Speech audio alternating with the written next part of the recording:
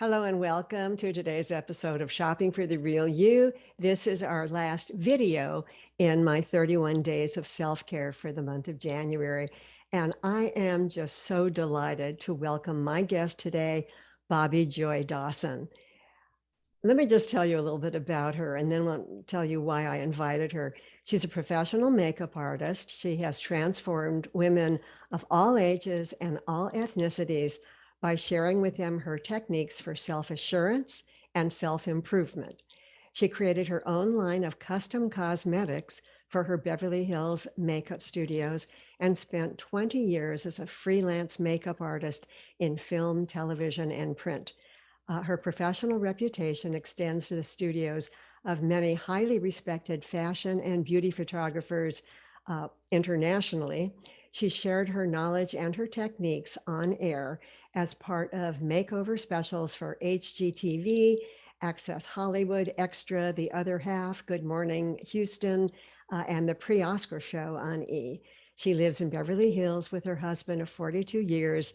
She has 2 children and 4 grandchildren. So welcome, Bobbe Joy Dawson. Thank you so much for having me. It's funny, I'm listening to that and now I realize how old I am. I've done so many things. Well, the reason that I invited you here today is because I heard about your new memoir and I'm going to show everybody what it is. I love this title. It's called Raising Eyebrows, which is a great title for a makeup artist.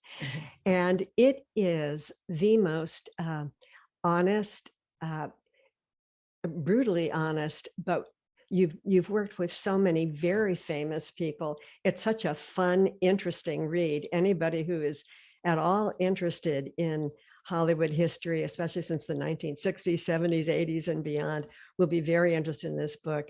But there's also so much kindness and self-awareness in this book.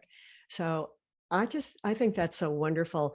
But I want to start off with a question about how you got to this point. When you started out as a makeup artist, and it was not an easy trajectory, it was not a straight line. Did you ever think of yourself as a business person when you started working with cosmetics and celebrities? Well, actually, I never thought of myself as a business person. I actually, at that time in my life, I had no idea what I was going to do. I had odd jobs. I was trying to put my ex-husband through law school. So I was working, typing copy for Max Factor, all kinds of interesting things, maybe be a French teacher. I didn't know what I was going to do. And it just was by happenstance that I got involved in this business at all. There were no schools at that time. So there was no way that I was going to be able to study to be a makeup artist. There was nobody that I knew that was going to take me under their wing at that moment. And so I went to work eventually in a beauty salon with a guy that I actually went to grammar school with by the name of John Peters, that I know a lot of you probably know, as he lived with Barbara Streisand for over 10 years, and he was married to Leslie Ann Warren, and he's a big movie producer. So that's how I got started, kind of. There's more to the story. There is more to the story, and I encourage you to get the book to read it. But I think a lot of us know about John Peters and those heady times in the 1960s and 70s. So you started doing makeup in the salon, and what was it like making that transition, working from salon and makeup studios to working on models and celebrities, TV, film sets, that sort of thing? Well, it was interesting. I had 3 makeup studios inside of the John Peters salons at that time, back in the 60s and 70s. And so one day a photographer walked in and he asked me if I knew anything about photo shoots and would I like to do one. And I said, oh yeah, sure, I know all about that. I didn't know anything about that, but I figured how bad could that be? And so I went to my first shoot. It was in Beverly Hills, actually, and it was for Broadway department stores where they did ads every Sunday for what the newest thing is that they had out. And I was extremely nervous at the time, and I thought to myself, I'll just jump right in and see. It can't be that bad. Well, it turned out it was extremely easy, and I loved the photographer, and I met a lovely woman who was a stylist there who kind of, helped me. And because of that, we have very long relationships that we still have to this day.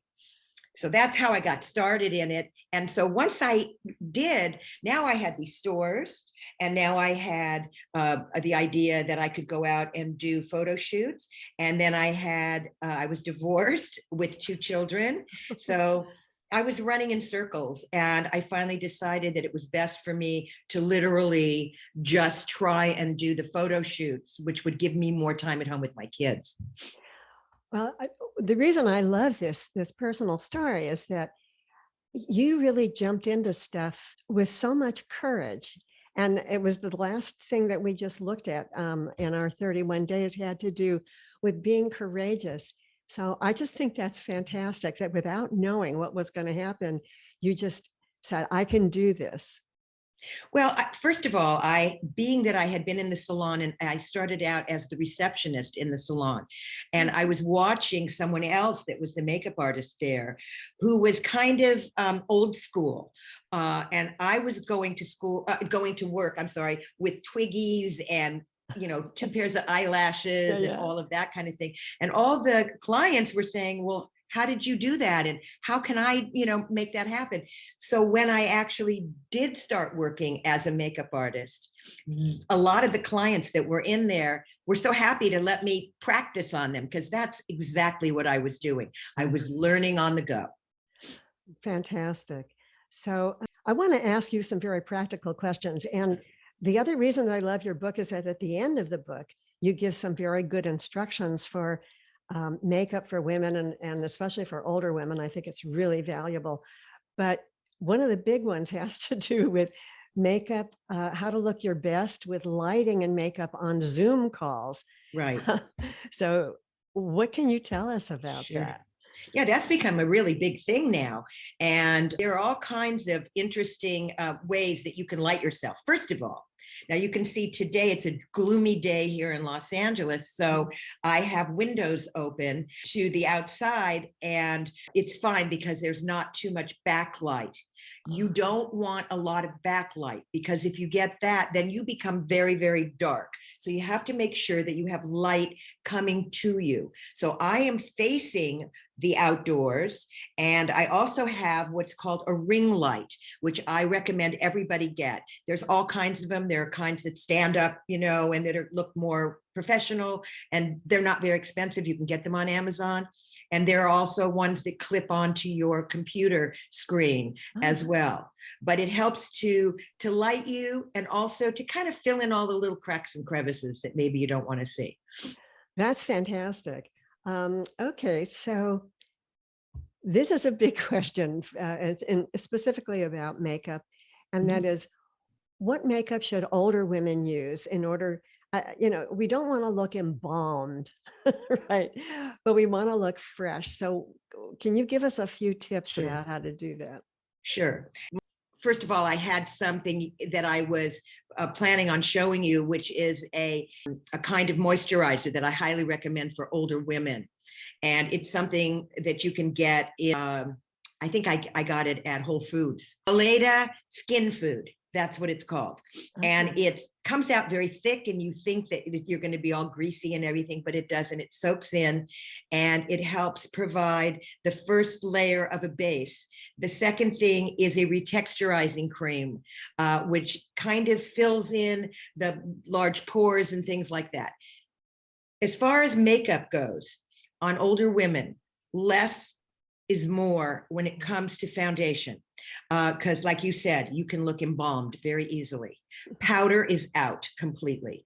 And I recommend like a mineral tint, a light mineral tint, or something like that. It'll just even out your complexion. Usually they have an SPF in them, which is great, because that's one less thing you have to do. And then I have like a stick foundation that you would use only. And I say only because if you did use it all over your face, you would look embalmed. But you take your finger or a foundation brush, and you just dab dab wherever you have like brown spots or wherever you have Mhm. redness or anything like that. And it must match. So it's very, very important that when you go to the department stores or when you go to Sephora or any of those kind of stores, and you try something like that, you put it on and you take a mirror and you go outside into the natural light to look at Mhm. yourself to make sure that you're not going to look like you have polka dots on your face. Yeah, that's the thing is the lighting in a department store is not the same as natural light. No. And then the other thing is that I'm very much into a cream or liquid blush because again, you don't want that powdery look on your face. And so you can see I have kind of that kind of a pinky, just something to make it look like you're blushing from inside. And then the last thing is a highlighter, and you can see how it is shining on my skin, and it gives you that youthful glow, that incandescent glow that you have when you're a kid, that as we get older, we lose. So those are my main ideas for you, not to leave out your eyebrows because your eyebrows are extremely important. The fuller they are, the more youthful you will look. So I'm always telling young people, be very, very careful about taking out too much hair on your brows. Does if you do a lot of eyebrow plucking, does it not grow back as much? Absolutely. Yeah, you have to be very you have to be very careful because a lot of times I see women do this. It's very, they think that the eyebrow arch starts here and it actually starts out here. So they'll start tweezing here and before you know it, you've got like this little sperm brow. And a lot of times if you take too much from in here and too much from here, they don't grow back. And then you're stuck constantly having to fill them in. Oh, that's great You have information. great brows. Yeah.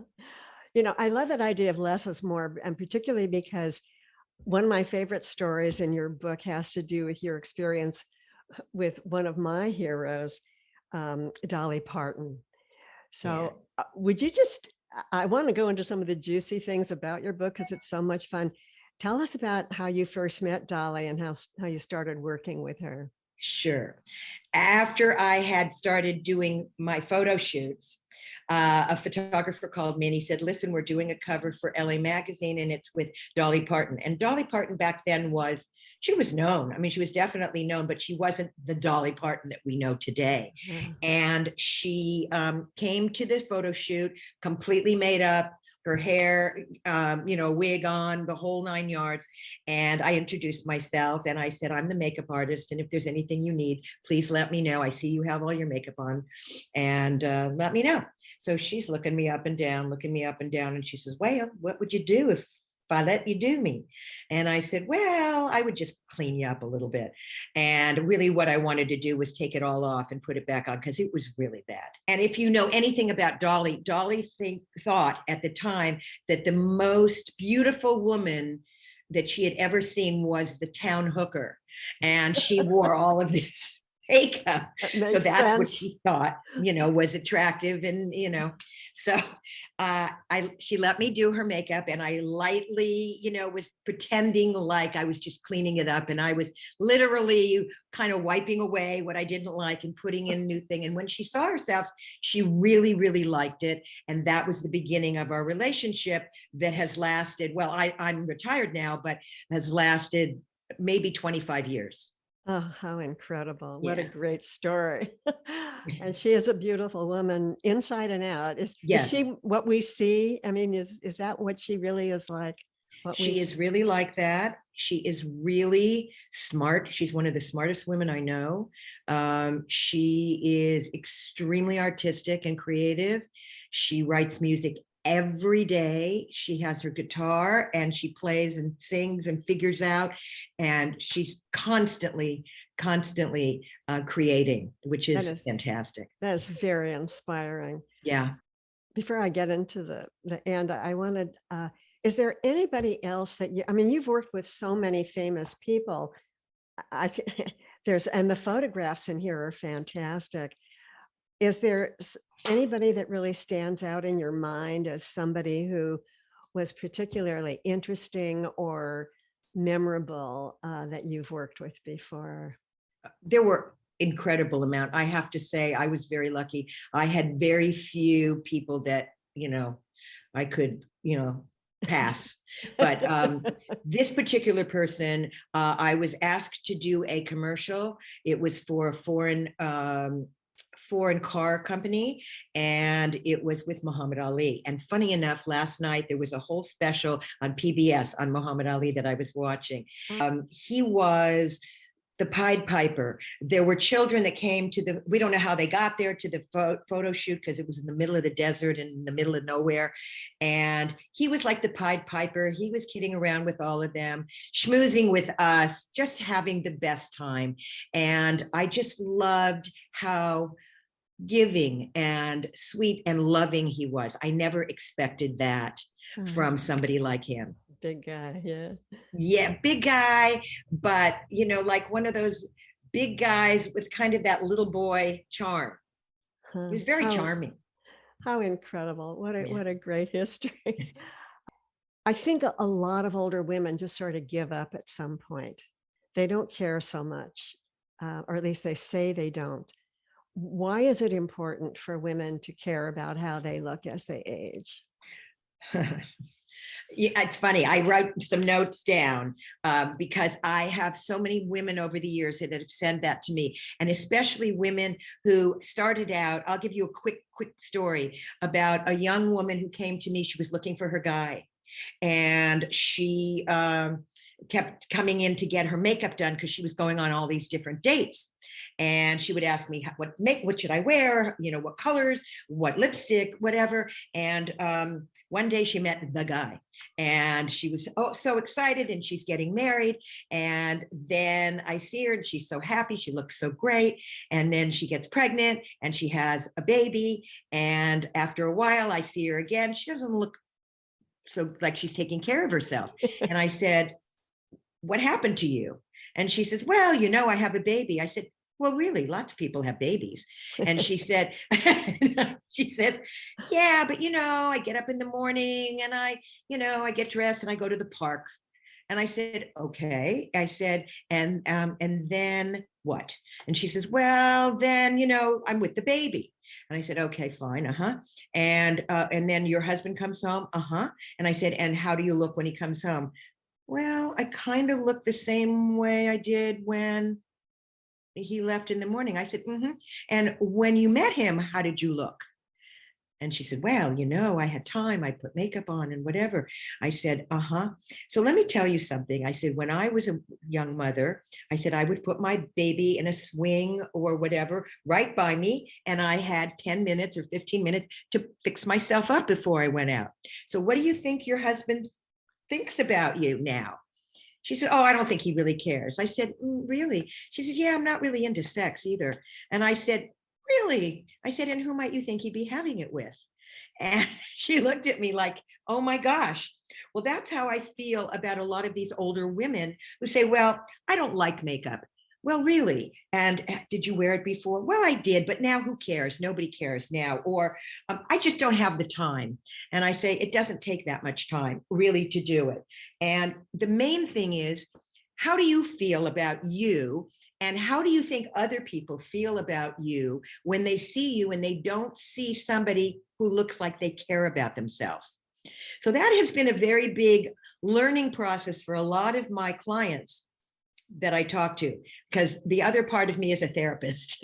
Yeah, I'll bet. I will bet. I think we've all told things to our hairdressers and to makeup artists that we are completely private. We may not tell other people. Absolutely. And I love that point. The other thing I like in your book is that you give two options. There's like to do a full face, and then if you just have 5 minutes and you want to be one and done. So there's really not really an excuse for not being able to make yourself look better. No, and you know what? I think a lot of it is too, is that we look at ourselves and we look so different maybe from what we looked like when we were younger. And we think to ourselves, well, nothing's going to help me. And that is not true. Now, I'm not a believer in like erasing your face and drawing a new one on, like you see on YouTube or Facebook or whatever. I think that is scary, because it's one thing when you look at it on a screen. It's another thing when you look at the person in real time, because you wind up talking to the makeup, not really talking to the human. So I really think it's very, very important that we understand that a little bit can go a very long way in making us look really good, and it doesn't take a lot of time or a lot of energy. Well, and I want to add something to that also, because it has to do with color. I think a lot of older women don't wear color as much as they might have in the past. Well, he talked to me, because if you look at my closet, it's all black. Up until very recently, when I really, I was black because I was working and I had makeup, on me all the time. It was Sure. easier. But I must say that now, when I put on a color like yellow or hot pink or turquoise or whatever, first of all, people comment. They say, "Oh my God, you look so great." But second of all, I feel more youthful. I feel more up and happy. And I think that's another thing that's very important. Plus, you get a little bit sallow as you get older. And I think that it's important to lift yourself up. You need color. If nothing else, you need a little bit blush, a little bit of lipstick, and a color around your face. So even if you're going to wear black, put a scarf on, put some piece of jewelry that, that has a pop of color. I totally agree. I mean, this is what, it's probably the main point of what my readers are paying attention to. And I'm so glad about that, because there was one woman, a beautiful French woman, who worked at a local boutique here, and she always wore black. And she looked very chic until she got older. And it really, in my opinion, it really did make her look sallow. Yeah. Sallow. And it also makes you look like you're going to a funeral, because you don't, especially if you don't have color somewhere. It just brings you down, and it ages you right away. So I have to listen to myself as I do this, because I realize now that I'm throwing a scarf on or something if I'm wearing black. That's wonderful. Yeah. Bobbe Joy Dawson, you are awesome. And I want to remind people the name of the book again. It's called Raising Eyebrows. You can get it on Amazon. You can also get a signed copy like I got if you go directly to her website. So give us your website again. www.bobbe, BOBBE, joycosmetics.com. That's bobbejoycosmetics.com. Bobbe, do you still sell your cosmetics? No, people ask me all the time, but I will tell you this, that I have on my site, if you liked a particular thing, try this. If you liked that, try that. So that is helpful for people. Yes. And from time to time, I will post something. I will say, if you like this kind of thing, this is where I suggest you go look. Like I have some special, places that I like. So, if you go on there, you'll see that's those wonderful. things as well. So I encourage you to check out her website, check out her book. You'll not only enjoy all of her personal stories, but she's got this wonderful, simple steps of exactly step by step of what to do for your makeup for a full face or a short 5 minutes. And I also do illustrations to make it even easier. So as you go along, you get the 1, 2, 3 of everything. That makes all the difference in the world. Okay, I want to thank you so much again for being a part of this 31 days of self-care. This is an important part of self-care. It is not superficial. It's something that reflects our inside to the outside. So Bobbe Joy Dawson, thank you so very much for being a guest. My pleasure. Thank you so much for having me.